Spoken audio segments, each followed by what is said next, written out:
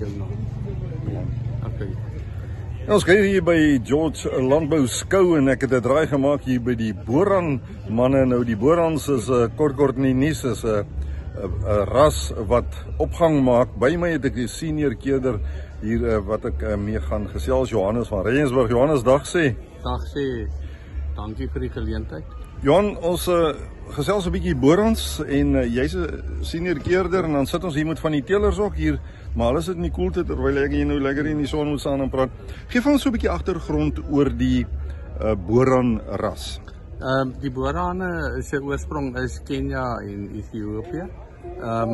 Die Suid-Afrikaanse mense het die beeste uitgebring in die 90er jare, 1990s. Daar rond het hulle uitgekom en hulle het stelselmatig meer geword met embryo-oorplasings en dit het die ras vinniger laat in getalle toeneem.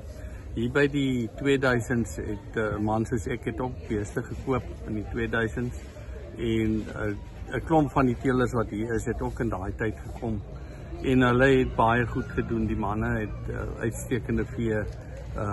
Hulle diep diere is Afrika diere nommer 1, so hulle is aangepas vir Afrika se kondisies en oral in Suid-Afrika boer ons met hulle, van die Suid-Kaap, as mense in Stellenbosch tot sover is die Noord-Transvaal, tot in Appington in die Kalahari kry jy die beeste. Jy kry hulle in die Oos-Kaap met al die hartwater en galsiektes. Die beeste doen net baie goed oral in Suid-Afrika. So 'n geharde, maklik aanpasbare ene. Ja, dis 'n maklike dier, nie oorgroot nie, is 'n medium raam bees en die beeste is vrugbaar en met min koste om hulle te onderhou. Johannes, hoe sien jy die Boran die toekoms? Ek sien die toekoms dat daar gaan baie meer Boran tipe koeie beskikbaar wees in Suid-Afrika, omdat dit 'n maklike koeietrop is om te hanteer. Die koeie is groepsgebonde.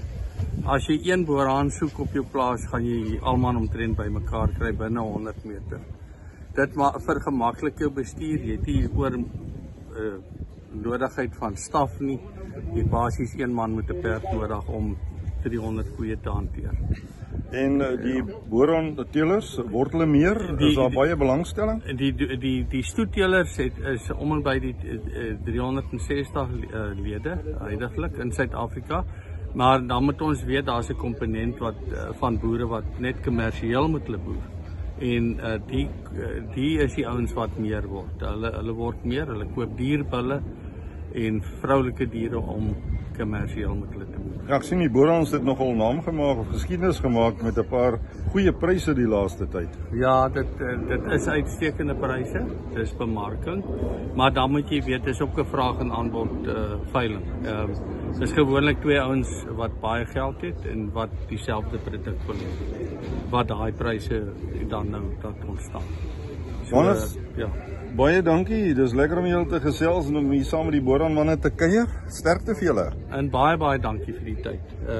Ek wil net dit by afsluiting sê, hier's van die mooiste Boran beeste is hier in die Suid-Kaap, by die teelers wat hier is. En mense kom ondersteun hulle.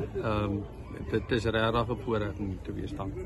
Johannes van Rensburg wat so lekker gesels, hy senior keerder van die Borans. Dankie.